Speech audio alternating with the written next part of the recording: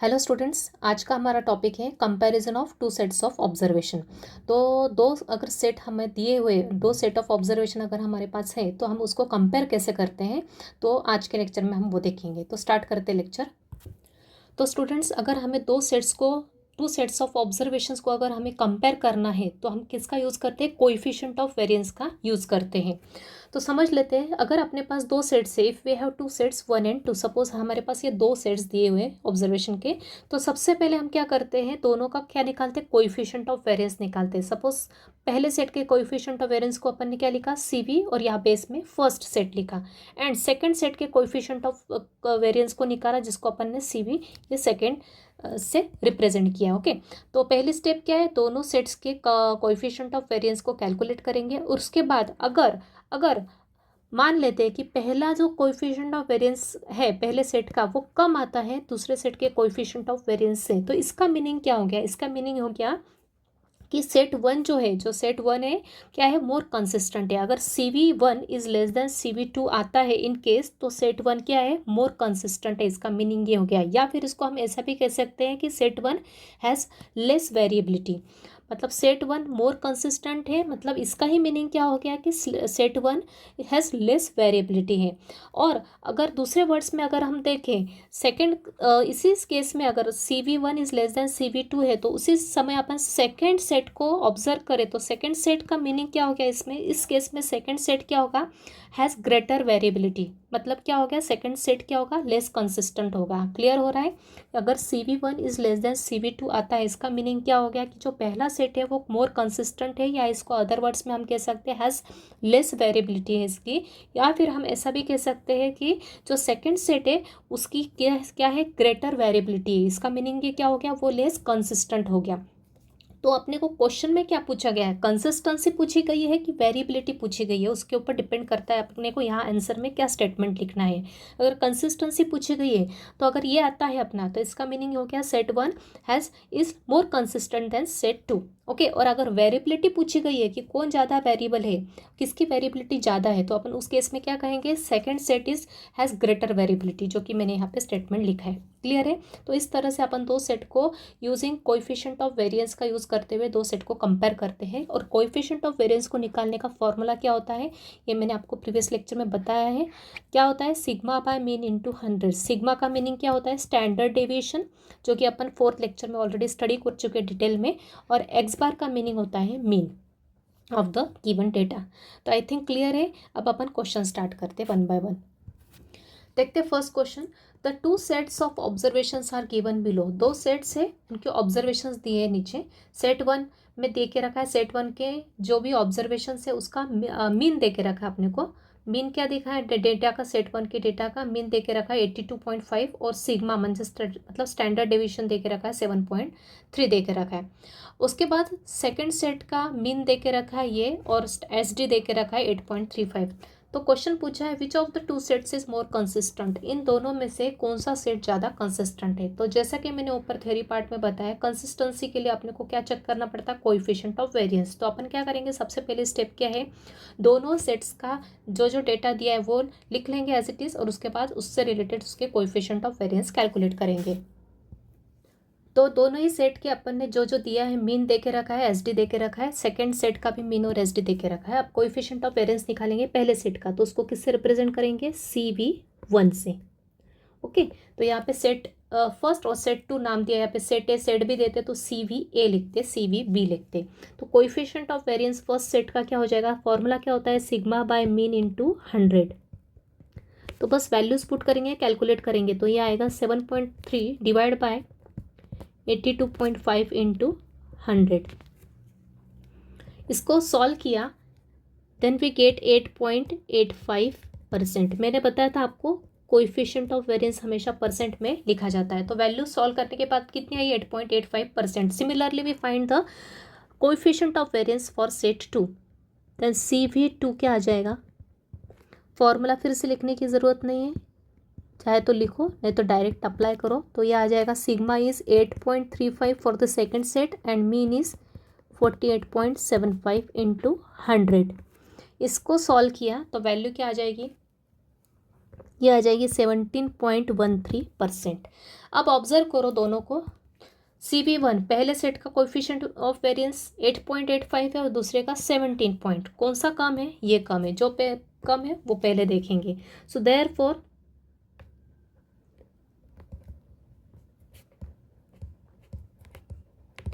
CB1 is less than CB2। जो भी कम है वो पहले लिखेंगे। CB1 पहले सेट का coefficient of variance second set के कोएफिशिएंट ऑफ वेरिएंस से कम है। इसका मीनिंग क्या हो गया? इसका मीनिंग ये हो गया देयरफॉर जो सेट 1 है इज मोर कंसिस्टेंट। क्वेश्चन में यही पूछा है अपने को, कंसिस्टेंसी पूछी है, तो जिसका CV कम होता है वो ज़्यादा कंसिस्टेंट होता है। तो here set 1 is more consistent. तो ये हो गया आपका आंसर। आई थिंक क्लियर है। या फिर अगर इन्होंने क्वेश्चन में रीज़न भी पूछा है व्हाई, तो आप ऐसा लिख सकते हो as here CB1 is less than CB2। It means what? इसका मीनिंग ये हो गया कि सेट 1 हैज़ लेस वेरिएबिलिटी। आप यहाँ पे ऐसा लिख सकते हो as set 1 has less variability therefore set 1 is more consistent. Okay, जो सेट ज़्यादा कंसिस्टेंट होता है कब होता है? जिसकी वेरिएबिलिटी कम होती है। जिसकी वेरिएबिलिटी ज़्यादा होती है वो लेस कंसिस्टेंट होता है, और जिसकी वेरिएबिलिटी कम होती है वो ज़्यादा कंसिस्टेंट होता है। तो यहाँ पे आप रीज़न अगर पूछा है तो उस केस में ऐसा लिख सकते हो as set 1 is less variable has less variability, so therefore set 1 is more consistent, ऐसा भी लिख सकते हैं। लेकिन यहाँ पे डायरेक्ट पूछा है which of the two sets is more consistent, तो डायरेक्ट आप लिख सकते हो therefore here set 1 is more consistent. Clear? Next question, the data of run scored by two batsman A and B is in 5 one day matches is given below. Okay, क्या क्या दे के रखा है? बैट्समैन दे के रखे हैं, उनके 5 वनडे मैचेस में डेटा क्या दे के रखा है? उनका मीन स्कोर दे के रखा है 44 for batsman A, and SD दे के रखा है 5.1 फॉर बैट्समैन B के लिए एवरेज रन स्कोर दे के रखा है 54 और SD दे के रखा है 6.31। तो एवरेज का मीनिंग यहाँ पे क्या है? मीन है, और SD में सिग्मा। ओके, तो जो जो गिवन है वो लिख लेंगे। और क्वेश्चन में फिर से पूछा अपने को state which batsman is more consistent. दोनों में से कौन सा बैट्समैन ज़्यादा कंसिस्टेंट है वो बताना है। तो सबसे पहले गिवन लिख लेंगे। ओके, तो बैट्समैन A, अब की बार बैट्समैन दिया रखा था तो यहाँ पे जो भी दिया है वो लिख लेंगे। Batsman A and batsman B के बारे में दिया है, मीन दे के रखा है 44 और सिग्मा 5.1 दिया है, और वैसे ही बैट्समैन B के लिए भी लिख लिया। अब निकालेंगे दोनों के CV। तो CV निकालने के लिए फॉर्मूला क्या होता है? CV बैट्समैन A दिया है तो CV A लिखेंगे, क्या होता है? Sigma by mean into 100। तो CV A क्या हो जाएगा? Sigma is 5.1 and mean is 44 into 100। Solve करेंगे तो CV A की वैल्यू क्या आ जाएगी? ये आ जाएगी 11.591%। ओके, सिमिलरली CV2 निकालेंगे। CVB sigma by mean into 100, तो ये हो जाएगा CVB 6.31 डिवाइड बाय 54 इंटू 100। तो फाइनली वी गेट CVB क्या मिल जाएगा अपने को? CVB मिल जाएगा अपने को 11.685%। राइट, अब क्या करेंगे? अब जैसा कि हम यहाँ पे ऑब्जर्व कर रहे हैं, देन हियर एज कौन बड़ा है कौन छोटा है? यहाँ पे 11.59 और यहाँ है CVB 11.68। कौन छोटा है? CVA is less than CVB है। सो अगेन यहाँ लिख देंगे as by observation we see that CVA is less than CVB। So it means that इसका मीनिंग क्या हो गया? कंसिस्टेंसी पूछी है तो जिसका कोएफिशिएंट ऑफ वेरिएंस कम होगा वो ज़्यादा कंसिस्टेंट होगा। Therefore batsman A is more consistent. Therefore batsman A is more consistent. ये स्टेटमेंट लिखना कंपल्सरी है। Batsman A is more consistent.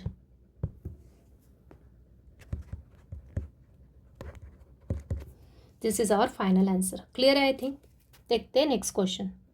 Next question, in two factories A and B engaged in the same area of industries. Okay, दो factory A और B same industry में के लिए work करते हैं। The average weekly wages in rupees and SD are given below. Okay, तो क्या क्या दे के रखा है डेटा अपने को। फैक्ट्री ए के लिए एवरेज वेजेस कितना देती है फैक्ट्री ए, 34.5, और SD क्या है उसका 5.0, और फैक्ट्री बी के लिए एवरेज वेज मतलब मीन क्या है 28.5, और SD क्या है 4.5। तो क्वेश्चन पूछा है विच फैक्ट्री ए और बी, ए या बी में से कौन सी फैक्ट्री हैज़ ग्रेटर वेरिएबिलिटी, किस में ज़्यादा वेरिएबिलिटी है इन इंडिविजुअल वेजेस में। ओके, तो क्वेश्चंस क्लियर है। अब अपन सॉल्व करना स्टार्ट करते हैं। तो इसके लिए अपन सबसे पहले जो जो गिवन है वो लिख लेंगे। तो गिवन पार्ट अपन ने लिख लिया। फैक्ट्री ए के लिए एवरेज वेजेस मतलब मीन और SD दे के रखा है, और बी के लिए भी। तो सबसे पहले अपन CV निकालेंगे, CV A. So therefore coefficient of variance for factory A क्या हो जाएगा, सिग्मा बाय मीन इंटू 100, मतलब ये क्या, sigma is 5 divide by 4.5 into 100। तो आफ्टर कैलकुलेशन वी गेट क्या मिलेगा अपने को, 14.50% मिल जाएगा क्या, CVA। अब निकालेंगे CVB, coefficient of variable for factory B. तो क्या आएगा, sigma by mean into 100 equals to 4.5 by 28.5 into 100, which is equal to, after calculation here we get 15.79%।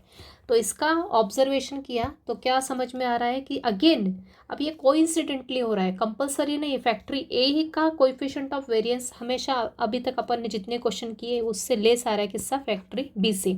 ऐसा कंपलसरी नहीं हो सकता है, कभी बी का भी क्या हो सकता है, कोएफिशिएंट ऑफ वेरिएंस लेस हो सकता है ए से। तो यहाँ पे अपन लिखेंगे after observation we see that as CVA is less than CVB, right. अब अपने को क्या पूछा है क्वेश्चन में, विच फैक्ट्री ए और बी, अब कंसिस्टेंसी नहीं पूछा है, has greater variability in individual wages. Individual wages के केस में कौन सी फैक्ट्री ए या बी किस में ज़्यादा वेरिएबिलिटी है। तो जैसा कि मैंने बताया था आपको कि यहाँ पे CVA is less than CVB है। इसका मीनिंग क्या होता है, इसका मीनिंग होता है कि जो फैक्ट्री ए है उसकी कंसिस्टेंसी ज़्यादा है, उसकी कंसिस्टेंसी ज़्यादा है। इसका मीनिंग क्या हो गया, इसकी वेरिएबिलिटी लेस है। तो इसकी वेरिएबिलिटी लेस है मतलब किसकी वेरिएबिलिटी ज़्यादा होगी, बी की वेरिएबिलिटी ज़्यादा है। तो यहाँ पे अपन डिटेल में लिख लेते हैं वर्ड्स में, क्या, here therefore factory A is more consistent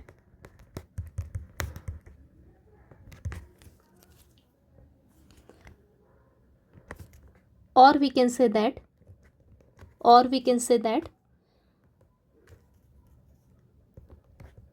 A has less variability, ऐसा लिख ले। या अपन इसको क्या बोल सकते हैं, factory A is more consistent का मीनिंग ये क्या हो गया, और A has less variability।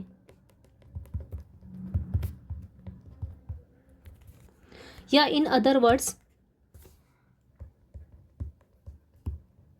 अपने को बी के बारे में पूछा है,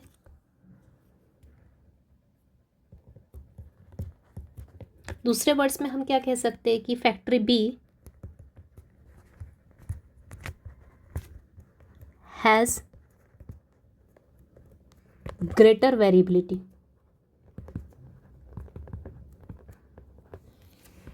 इन टर्म्स ऑफ इंडिविजुअल वेजेस। तो इतना नहीं लिखा तो भी चलेगा, यहाँ तक लिख लें। तो आई थिंक क्लियर है क्वेश्चन में मैं क्या एक्सप्लेन करना चाहती हूँ कि यहाँ पे अपने को वेरिएबिलिटी के बारे में पूछा है। तो अपन पूरा डिटेल में लिख लेंगे। CVA is less than CVB था, इसका मीनिंग क्या अपने को पता है कि फैक्ट्री ए क्या हो जाएगी, मोर कंसिस्टेंट हो जाएगी। इसको अपन अदर वे में वेरिएबिलिटी के केस में क्या लिख सकते हैं, ए मोर कंसिस्टेंट है, इसका मतलब क्या हो गया, ए हैज़ लेस वेरिएबिलिटी मतलब लेस वेरिएबल हो गया ये। मतलब दूसरे वर्ड्स में अपन बी के बारे में पूछा है, अपने को ग्रेटर वेरिएबिलिटी के बारे में पूछा है, तो ग्रेटर बताना पड़ेगा। जैसे कंसिस्टेंसी पूछते तो अपन ग्रेटर कंसिस्टेंसी आप पूछते बताते, वैसे यहाँ पे भी पूछा है ग्रेटर वेरिएबिलिटी किसकी है। तो ये एक की कंसिस्टेंसी ज़्यादा है मतलब एक की वेरिएबिलिटी कम है, इसका मतलब क्या हो गया दूसरे वर्ड्स में कि factory B has greater variability. तो ए की वेरिएबिलिटी कम है मतलब बी की वेरिएबिलिटी क्या हो गई, ज़्यादा हो गई। तो यहाँ पे मैंने डिटेल में एक्सप्लेन किया, राइट। अब देखते हैं नेक्स्ट क्वेश्चन। नेक्स्ट क्वेश्चन भी उसी पैटर्न में है। An analysis of monthly wages paid to the workers in two firms A and B. A और बी के फर्म से दो, उनके जो वर्कर्स हैं उनका मंथली वेजेस जो पेड किया जाता है उसका एनालिसिस दिया है नीचे की टेबल में। क्या दिया है? Average monthly wages for firm A ये है और फॉर फर्म बी ये है। मतलब मीन क्या दे के रखा है? ए के लिए ये और बी के लिए ये है। और variance of distribution of wages क्या है? फॉर्म ए के लिए 81 है और फॉर्म बी के लिए 100 है। अब क्वेश्चन ध्यान से पढ़ना जरूरी है। यहाँ पे एवरेज मंथली वेजेस तो देके रखा है ए और बी के लिए, लेकिन यहाँ पे एसडी दिया है क्या? नहीं, यहाँ पे एसडी नहीं दिया है। एसडी की जगह क्या देके रखा? वेरिएंस देके रखा है। तो अपने को पता है, अगर वेरिएंस पता है तो अपन उसका एसडी कैसे निकाल सकते हैं। क्लियर है? तो सबसे पहले जो जो पता है वो लिख लेते हैं एक बार नीचे। तो क्या पता था अपने को? फॉर्म ए के लिए फॉर फॉर्म ए लिखो या सिर्फ फॉर्म ए लिखो, फॉर्म बी लिखो, कुछ फर्क नहीं पड़ेगा। मीन देके रखा है 186 और वेरिएंस क्या है? 81 फॉर्म ए के लिए। फॉर्म बी के लिए क्या है? मीन 175 है और वेरिएंस 100 है। तो अपने को पता है वेरिएंस अगर एस डी है तो वेरिएंस निकालते आता है, और वेरिएंस दिया है तो एस डी भी निकालते आता है। तो वेरिएंस का फॉर्मूला क्या होता है? वी नो दैट वेरिएंस 81 है तो एस डी कैसे होता है? निकालते। सो देयरफॉर एस डी क्या होगा? एस डी क्या होता है? अंडर रूट ऑफ वेरिएंस होता है, ये पता है अपने को। We know that S D क्या होता है? वेरिएंस होता है एस डी का स्क्वायर होता है। तो एस डी कैसे निकालते हैं? अगर वेरिएंस दिया है तो रूट ऑफ वेरिएंस किया तो अपने को स्टैंडर्ड डेविएशन मतलब सिग्मा मिल जाएगा। तो सिग्मा क्या होगा? Root of variance. Root 80 variance क्या है? 81 है। तो रूट 81 क्या आ जाएगा? अपन 9 ले लेंगे, राइट। तो सिग्मा आ गया 9, राइट। इसी प्रकार से यहाँ पे भी सिग्मा की वैल्यू क्या आ जाएगी? रूट ऑफ वेरिएंस मतलब ही क्या? रूट 100। रूट 100 मतलब कितना होता है? 10 होता है, राइट। तो अपने को मीन पता चल गया, एस डी पता चल गया, आप अपन सी वी निकाल सकते हैं। So therefore C V A for form A के लिए सी वी क्या आ जाएगा? Sigma by mean. अभी मैं डायरेक्ट लिख रही हूँ। सिग्मा क्या अपना 9 बाय मीन क्या है? 186 इंटू 100। कैलकुलेट किया तो क्या आ जाएगा? 9 बाय 186 और इंटू 100 क्या आ जाएगा? 4.84% आ जाएगा सी वी ए, राइट। अब सी वी बी क्या आ जाएगा? Sigma 10 by mean. Mean is 175 और इंटू मल्टीप्लिकेशन में 100 है। तो सी वी बी क्या आ जाएगा? अपना कैलकुलेशन किया कैलसी से तो ये आ जाएगा 5.71%। ओके। तो अगेन कंपेयर किया, कंपैरिजन से क्लियर हो रहा है कि अगेन फिर से यहाँ पे सी वी ए क्या आ गया? सी वी बी से लेस आ गया। तो ये कोइंसिडेंटली हो रहा है, ऐसा कंपलसरी नहीं है, बात ध्यान रखना। सी वी बी भी आ सकता है less than C V A से। तो उस हिसाब से अपने को सिर्फ वहाँ पे आंसर चेंज करना पड़ेगा। तो यहाँ पे C V A is less than C V B A by comparison. So here as C V A is less than C V B. So therefore अब पूछा क्या है क्वेश्चन में? अपने को पूछा है then which firm is greater has greater variability. तो यहाँ पे भी वेरिएबिलिटी ग्रेटर किसकी ये पूछा है। तो सेम अपन ऊपर के स्टेटमेंट यहाँ पे रिपीट करेंगे। क्या? C V A is less than C V B A. तो सबसे पहले ए के बारे में लिखेंगे। देयरफॉर फर्म ए इज, इसका मीनिंग क्या हो गया? C V A is less than C V B. इसका मतलब हो गया सी कि firm A is more consistent, or we can say that in terms of variability A has less variability. Therefore in other words we can say that firm B has more variability, right. यह हो गया आपका answer.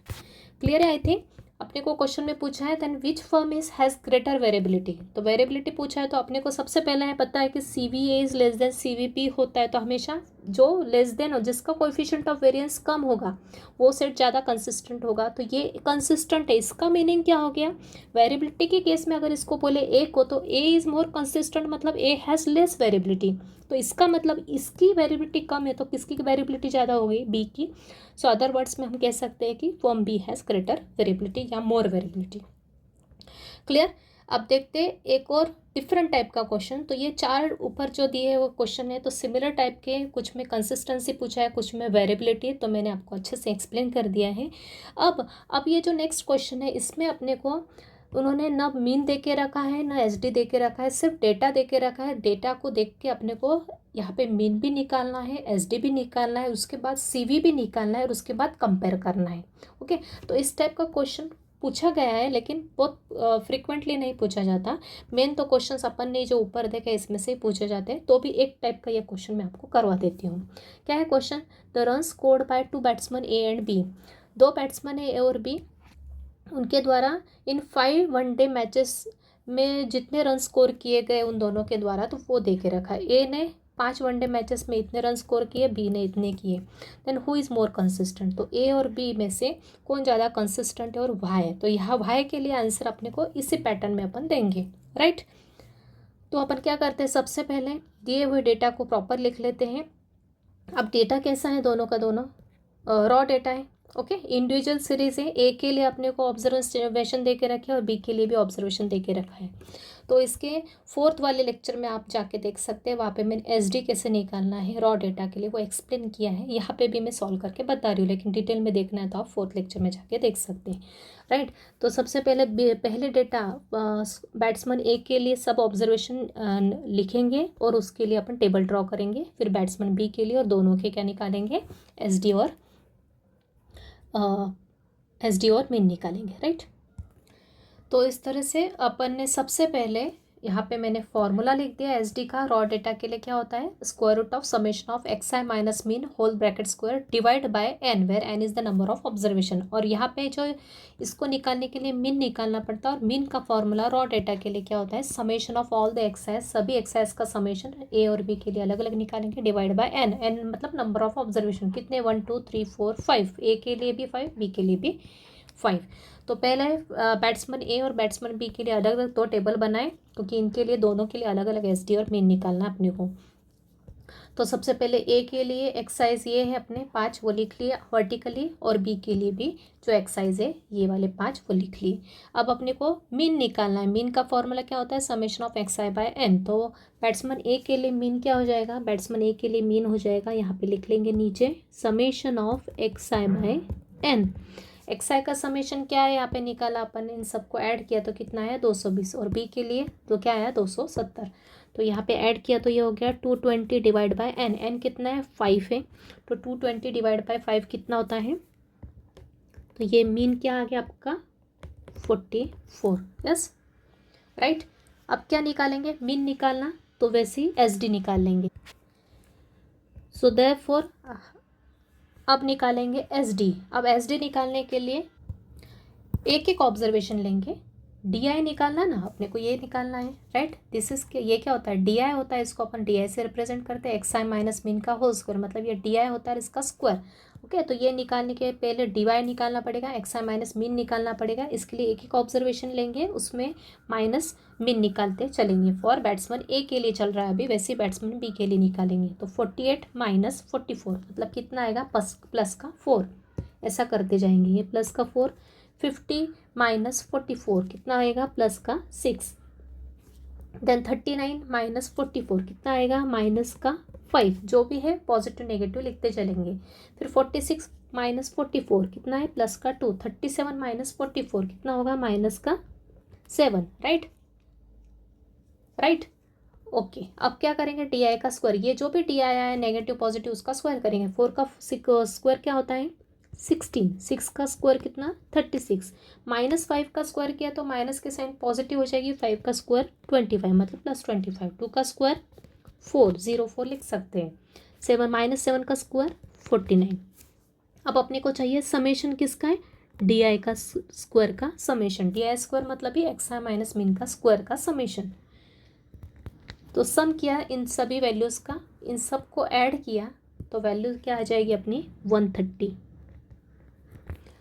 Right. तो अब अपने निकलेगा S D, मतलब ही sigma. Formula क्या लिखा है मैंने, समेश root under root of summation of x I minus mean, मतलब है डी आई का स्क्वायर डिवाइड बाय एन। तो सिग्मा निकाल लेंगे, क्या आया अपना, summation of x I minus X bar का स्क्वायर क्या आएगा 130 डिवाइड बाय 5। मतलब यहाँ पे इस केस में सिग्मा क्या आ गया अपना, इस केस में अपना सिग्मा आ गया अंडर रूट ऑफ 26, मतलब ही कितना आ गया, रूट 26 होता है 5.1। तो ये आ गया अपना एस डी। अब इसी के लिए अपन क्या कैलकुलेट करेंगे, coefficient of variance. So therefore C V for A ना, बैट्समैन ए की बात चल रही है, तो सी वी ए क्या हो जाएगा, सिग्मा बाय मीन इंटू 100। तो सिग्मा आया 5.1, मीन आया 44 इंटू 100। तो सी वी ए फाइनली क्या आ जाएगा अपना, यह आ जाएगा 11.59%। क्लियर है आई थिंक मेथड, राइट। अब ऐसे के ऐसी मेथड अपन किसके लिए करेंगे, सेट बी के लिए, सॉरी बैट्समैन बी के लिए।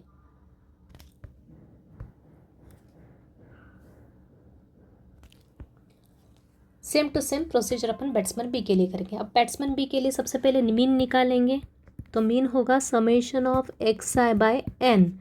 सभी एक्साइज का समेशन कितना है यहाँ पे 270 डिवाइड बाय एन, मतलब मीन की वैल्यू कितनी आ गई 270 को एन क्या है अपना, what is n here, n है अपना 5। तो ये हो गया 54, राइट।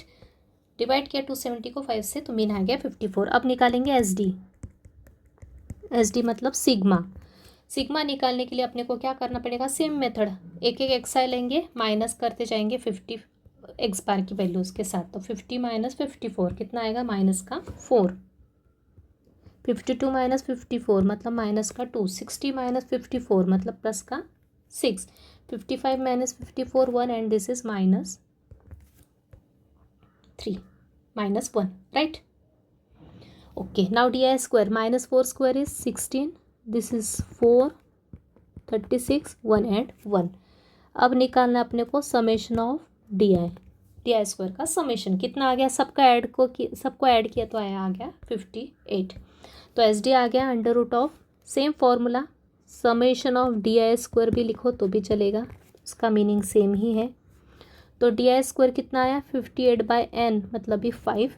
तो ये हो गया रूट 58 बाय 5 कितना होगा, रूट 11.6, और उसका स्क्वायर रूट निकाला तो क्या आएगा 3.41। तो ये आ गया आपका sigma for batsman B. So therefore C V B क्या आएगा, sigma by mean into 100। Sigma is 3.41, mean is 54 into 100।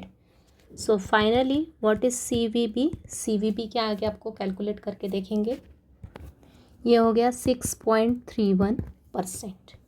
अब कंपेयर करेंगे दोनों को, कंपेयर करेंगे तो ये क्या है सी वी ए 11.59 और सी वी बी क्या है 6.31। Okay, now in this case we can see that कि C V B coefficient of variance कम आया है सी वी ए के केस से। ओके, तो यहाँ पे लिख देंगे, so therefore here C V B coefficient of variance for batsman B is less than coefficient of variance of batsman A। तो आपने को क्वेश्चन में क्या पूछा है, क्वेश्चन में पूछा अपने को who is more consistent and Y. अब कंसिस्टेंसी पूछिए, अपने को पता है C V B is less than C V A है, जिसकी कोएफिशिएंट ऑफ वेरिएंस कम होता है वो ज़्यादा कंसिस्टेंट होता है। और वाई पूछा है तो अपन यहाँ पे एक रीज़न बता सकते हैं कि batsman B is less variable है। लेस वेरिएबल होने के कारण क्या हो रहा है यहाँ पे, बैट्समैन भी मोर कंसिस्टेंट है, राइट। तो यहाँ पे अपन सिर्फ इतना सा रीज़न दे सकते हैं वेरिएबिलिटी का केस का रीज़न।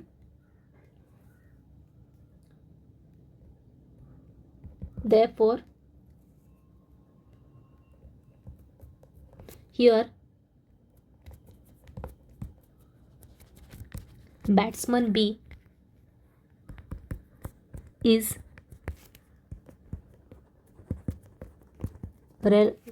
less variable सो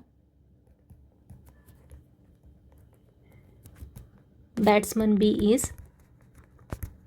more consistent, राइट। तो रीज़न पूछा है तो अपन यहाँ पे सिर्फ इतना बता सकते हैं कि batsman B is less variable है, coefficient of variance batsman B का कम है, so it is less variable. या फिर ऐसा भी बोल सकते हैं batsman B has less variability, so therefore batsman B is more consistent. We can write like this. Clear. तो इस तरह से आपने ये जो टॉपिक है comparison of two sets of observation के लिए इसी पैटर्न के क्वेश्चन एग्जाम में पूछे जाते हैं, तो इनकी प्रैक्टिस कर लेना अच्छे से। एक क्वेश्चन कंपलसरी आता है कंपैरिजन ऑफ टू सेट्स पे। ओके, तो ये जो ऊपर करवा इस पे ज़्यादा क्वेश्चंस बनते हैं, ये जो लास्ट इस टाइप का क्वेश्चन पूछा जा सकता है इसलिए करवा दिया। अब देखते हैं कुछ क्वेश्चन आपके प्रैक्टिस के लिए। तो ये 2 क्वेश्चंस दिए आपको प्रैक्टिस के लिए। फर्स्ट वन इज डेटा दे के रखा है, उसका आंसर नीचे दिया है, बी इज़ मोर कंसिस्टेंट। और सेकंड के लिए भी ये क्वेश्चन है आपका और ये answer is B, A is more consistent. तो स्टूडेंट्स इसके साथ ही अपना पूरा स्टैटिस्टिक्स कवर होता है आज के लेक्चर में। तो आज का लेक्चर हम यही कंक्लूड करते हैं। Thank you very much.